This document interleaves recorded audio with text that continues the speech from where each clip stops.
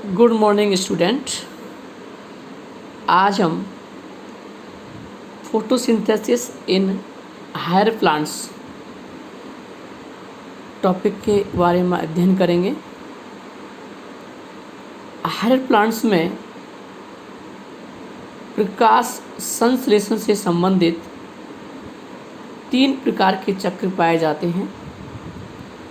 C3 चक्र, C4 चक्र और केम पाथवे। C3 चक्र एक यूनिवर्सल चक्र है जो सभी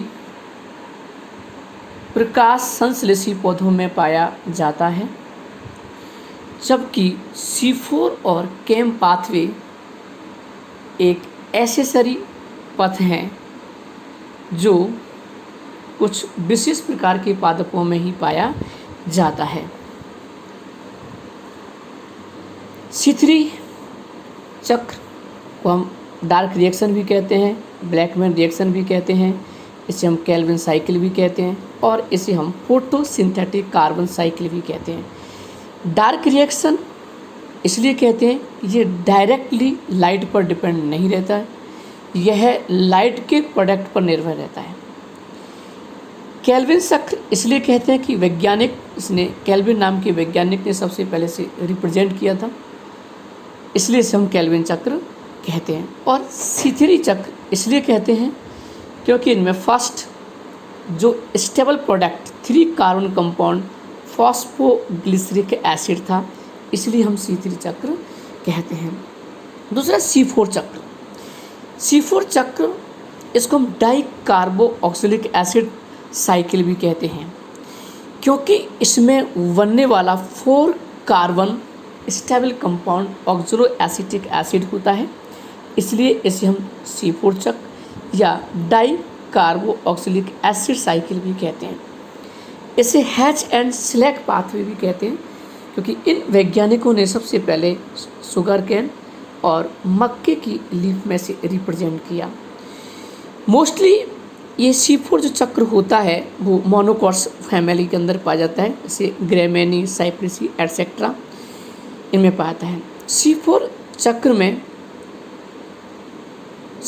चक्र जिन पादपों में पाया जाता है उनमें डाइमॉर्फिक क्लोरोप्लास्ट होता है। डाइमॉर्फिक क्लोरोप्लास्ट जिनमें एक विशेष प्रकार की एनाटोमी पाते हैं, जिसे हम क्रांस एनाटोमी कहते हैं। इसमें एक मीजोफिल सेल के क्लोरोप्लास्ट और एक वंडल सी सेल के क्लोरोप्लास्ट। मीजोफिल सेल के क्लोरोप्लास्ट में C4 चक्र होता है, जिसमें पैप कार्बोक्सिलेज एंजाइम पाया जाता है, जबकि वंडल शीथ के क्लोरोप्लास्ट में C3 चक्र होता है, इसमें रुबुस्को एंजाइम पाया जाता है। C4 साइकिल में जो भोजन बनता है वो C3 चक्र के दौरान बनता है। C4 जो चक्र होता है वो एक ऐसी सीरीज है जहाँ कार्बन डाइऑक्साइड जो ऐसे स्थान पर मिलते हैं जहाँ CO2 की बहुत कम कंसंट्रेशन होती है, टेम्परेचर बहुत ज़्यादा होता है, तो इस पैप कार्बोक्सिलेज एंजाइम में CO2 के प्रति जो बंधता होती है वो रुबुस्को की तुलना एक बहुत ज़्यादा होती है।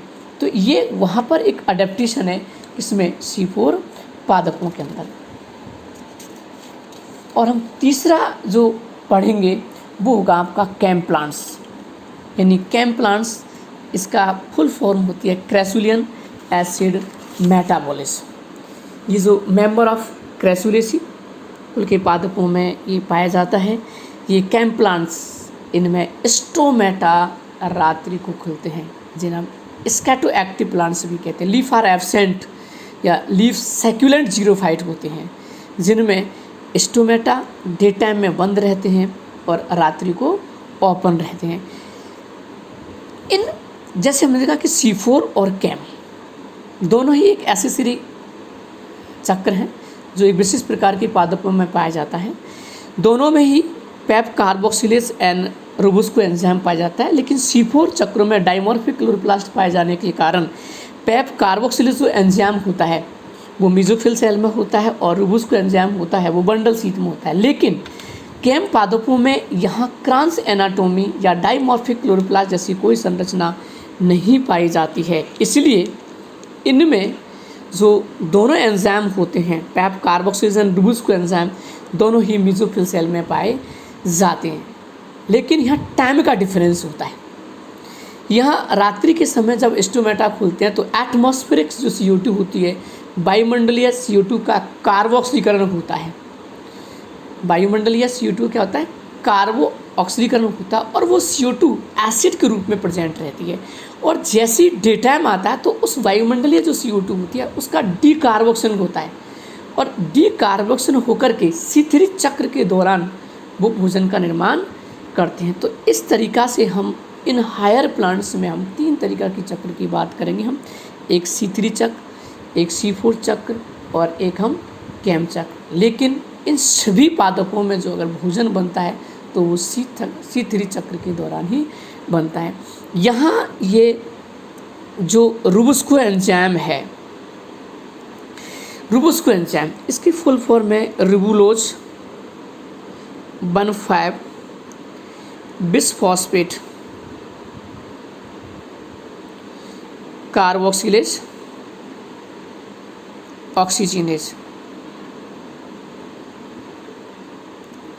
रोबुस्को ये अर्थ पर सबसे डोमिनेंट प्रोटीन होती है जो क्लोरोप्लास्ट का लगभग 16% भाग बनाती है। इस एंजाइम का एक डबल नेचर होता है, एक कार्बोक्सीकरण करता है C और एक होता है जो ऑक्सीजनेज, यानी इस एंजाइम की CO2 के प्रति बंधुता होती है और O2 के प्रति बंधुता होती है। जब ये CO2 के प्रति, जब इन्वायरमेंट में CO2 की मात्रा होती है, प्लांट के अंदर CO2 जब जाती है तो ये C3 चक्र फोटोसिंथेसिस करेगा और जब ऑक्सीजनेज के रूप में क्रिया करेगा तब ये एंजाइम फोटो रेस्पिरेशन करता है। इसलिए इस रोबुस्को की जो अपन ध्यान करते हैं, ये अर्थ पर सबसे अगर डोमिनेंट जो प्रोटीन है वो कौन सी है? रोबुस्को प्रोटीन, जो क्लोरोप्लास्ट का लगभग 16% भाग बनाती है। अब इसके बाद हम एक एक पहले C3 पढ़ेंगे, फिर C4 पढ़ेंगे और फिर हम कैम और सबसे लास्ट में डिफरेंस बिटवीन C3, C4 और कैम चक्र।